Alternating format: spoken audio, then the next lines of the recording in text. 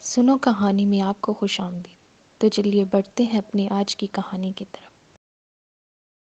یونان پر ایک بادشاہ حکومت کرتا تھا۔ بادشاہ کو دولت سے بہت محبت تھی۔ سونے کا تو وہ دیوانہ تھا۔ اسے دن رات ایک ہی فکر تھی کہ زیادہ سے زیادہ سونا کیسے جمع کیا جائے۔ جب وہ صبح سویرے سورج کی کرنوں کو دیکھتا تو اس کے دل میں یہی خواہش پیدا ہوتی کہ کاش یہ سنہری کرنیں جس چیز پر بھی پڑیں اسے سونے کا بنا دیں۔ سونے کی اینٹوں، برتنوں اور زیورات سے بھرا بادشاہ کا خزانہ محل کے ایک تہہ خانے میں تھا۔ بادشاہ کو جب بھی فرصت ملتی وہ تہہ خانے میں چلا جاتا اور سونے کی اینٹوں کو دیکھ کر بہت خوش ہوتا۔ سونے کے برتنوں کو اٹھا اٹھا کر دیکھتا۔ ایک دن بادشاہ تہہ خانے میں سونے کی چیزوں کو دیکھ رہا تھا۔ اچانک کمرے میں روشنی پھیل گئی۔ بادشاہ چونک گیا۔ کمرہ ہر طرف سے بند تھا۔ روشنی کہاں سے آئی؟ ابھی وہ یہ بات سوچ ہی رہا تھا کہ روشنی کے درمیان میں ایک شخص نظر آیا۔ بادشاہ سمجھ گیا کہ بند کمرے میں آنے والا کوئی عام شخص نہیں ہو سکتا، ضرور یہ کوئی خاص آدمی ہوگا۔ بادشاہ کے کچھ بولنے سے پہلے ہی اس شخص نے کہا، بہت سونا جمع کر رکھا ہے آپ نے۔ بادشاہ نے کہا، یہ تو بہت کم ہے، میری خواہش ہے کہ اس طرح کے کئی خزانے میرے پاس ہوں۔ اجنبی حیران ہو کر بولا، اتنی دولت سے بھی تمہارا دل نہیں بھرا؟ بادشاہ نے کہا، دولت سے بھی بھلا کسی کا دل بھرتا ہے؟ یہ تو جتنی بھی مل جائے کم ہے۔ اجنبی نے کہا، تم چاہتے کیا ہو؟ تو بادشاہ نے جواب دیا، میں جس بھی چیز کو ہاتھ لگاؤں وہ سونے کی بن جائے۔ اجنبی نے کہا، ٹھیک ہے، کل صبح سورج کی پہلی کرن کے ساتھ ہی تم جس بھی چیز کو ہاتھ لگاؤ گے وہ سونے کی بن جائے گی۔ اس کے ساتھ ہی اجنبی نے بادشاہ سے کہا، 1 منٹ کے لیے اپنی آنکھوں کو بند کر لو۔ بادشاہ نے اپنی آنکھیں بند کر لی اور جب دوبارہ کھولی تو کمرے میں وہ اکیلا تھا۔ اجنبی جا چکا تھا۔ دوسرے دن بادشاہ کی آنکھ صبح سویرے کھل گئی۔ وہ بہت خوش تھا اور جوں ہی سورج طلوع ہوا، سورج کی سنہری کرنیں اندر آئی۔ بادشاہ حیران رہ گیا۔ بادشاہ جس بھی چیز کو ہاتھ لگاتا وہ سونے کی بن جاتی۔ بستر کی چادر سونے کی بن گئی۔ اس نے میز پر سے اینک اٹھا کر اپنی آنکھوں پر لگائی تو اسے کچھ دکھائی نہ دیا، کیونکہ اینک ساری کی ساری سونے کی بن گئی تھی۔ ناشتے کا وقت ہو گیا۔ میز پر طرح طرح کے لذیذ کھانے موجود تھے۔ بادشاہ بھی بیٹھا ہی تھا کہ اتنے میں اس کی ننھی شہزادی ہاتھ میں سنہرے رنگ کا گلاب کا پھول لے کر آئی۔ اس نے روتے ہوئے کہا، ابا جان، میں باغ میں پھول توڑنے کے لیے گئی تھی، لیکن وہ سب پتھر کی طرح سخت ہو گئے ہیں۔ پیاری بیٹی، بادشاہ نے مسکراتے ہوئے کہا، اس میں رونے کی کیا بات ہے؟ اب تو یہ سونے کے بن گئے ہیں اور بہت زیادہ خوبصورت بھی ہیں اور قیمتی بھی۔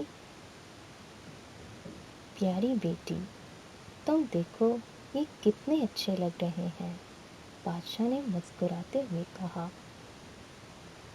تو اس کی بیٹی ناشتہ کرنے میں مصروف ہو گئی۔ بادشاہ نے چائے دانی اٹھا کر پیالے میں چائے ڈالنے کی کوشش کی، لیکن چائے دانی سونے کی بن گئی، پیالے سونے کی اور پیالے میں چائے پگھلا ہوا سونا تھی۔ سونا بھلا کون پی سکتا تھا؟ اس نے روٹی، مکھن، انڈے اور مچھلی کھانے کی کوشش کی، لیکن اس کا ہاتھ لگتے ہی ہر چیز سونے کی بن جاتی۔ میں کیا کھاؤں؟ کیسے کھاؤں؟ اور میں کیسے کھائے پیے بغیر زندہ رہ سکوں گا؟ بادشاہ پریشان ہو گیا۔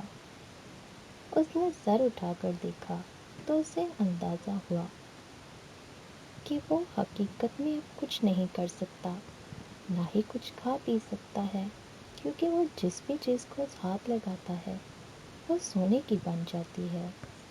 بادشاہ پریشان ہو گیا۔ شہزادی تھوڑے ہی فاصلے پر بیٹھی ہنسی خوشی کھانے میں مصروف تھی۔ اس نے سر اٹھا کر دیکھا تو اسے اندازہ ہوا کہ اس کا باپ بہت زیادہ پریشان ہے۔ وہ اس کے پاس آ کر بولی، بابا جان، خیریت تو ہے؟ آپ بہت پریشان نظر آ رہے ہیں۔ تو بادشاہ نے پیار سے اس کی پیشانی کو چوما۔ بادشاہ کو بالکل یاد نہ رہا کہ اس کے چونے سے ہر چیز سونے کی بن جاتی ہے۔ شہزادی بھی سونے کی بن چکی تھی۔ اس کے کالے بال سنہری ہو گئے تھے، جسم پتھر کی طرح سخت ہو گیا تھا۔ یہ دیکھ کر بادشاہ زاروں قطار رونے لگا اور کہا، اے اللہ، یہ میں نے کیا کیا؟ کاش میری شہزادی دوبارہ زندہ ہو جائے۔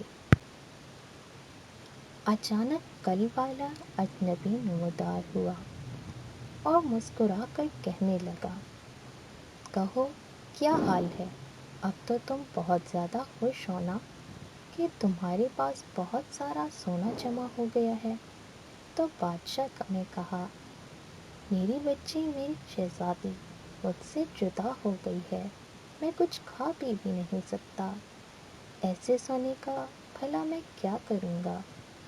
اجنبی نے کہا، اس کا مطلب ہے تمہیں حقیقت کا پتہ چل گیا ہے۔ بتاؤ، سونا اچھا ہے یا پانی کا ایک گھونٹ؟ تو بادشاہ نے جواب دیا، پانی کا ایک گھونٹ۔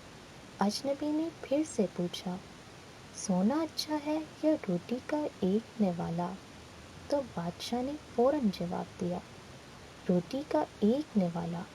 دنیا بھر کا سونا بھی ایک روٹی کے نوالے کا مقابلہ نہیں کر سکتا۔